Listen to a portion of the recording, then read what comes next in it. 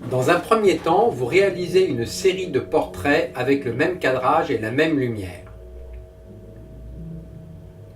Puis, vous sélectionnez les deux premiers portraits pour réaliser le premier morphing. Pensez à noter les dimensions de la photo, vous pouvez les trouver dans les métadonnées. Pour la réalisation du premier morphing, vous pouvez utiliser Photomorph, qui est un logiciel gratuit, mais il en existe bien d'autres. Vous ouvrez le logiciel, puis vous cliquez sur « Nouveau projet ». 3 écrans apparaissent. Vous cliquez sur le premier écran et vous déposez la première photo. Puis vous cliquez sur le deuxième écran et vous y déposez la deuxième photo.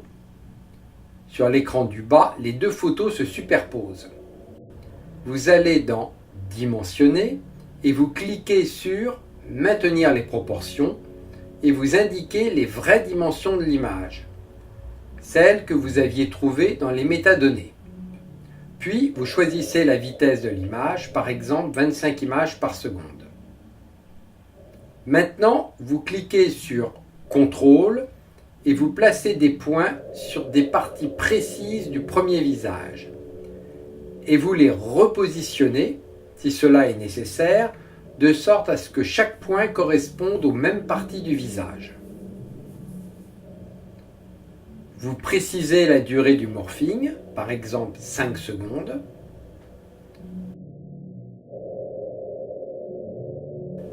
Vous cliquez sur « Animation » pour vérifier la qualité du morphing. Parfois, il faut déplacer certains points pour obtenir un morphing de bonne qualité.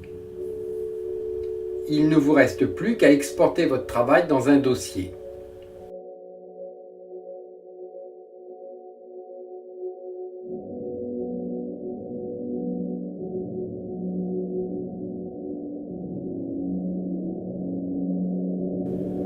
Maintenant, vous resélectionnez la deuxième photo pour faire un morphing avec la troisième, et ainsi de suite.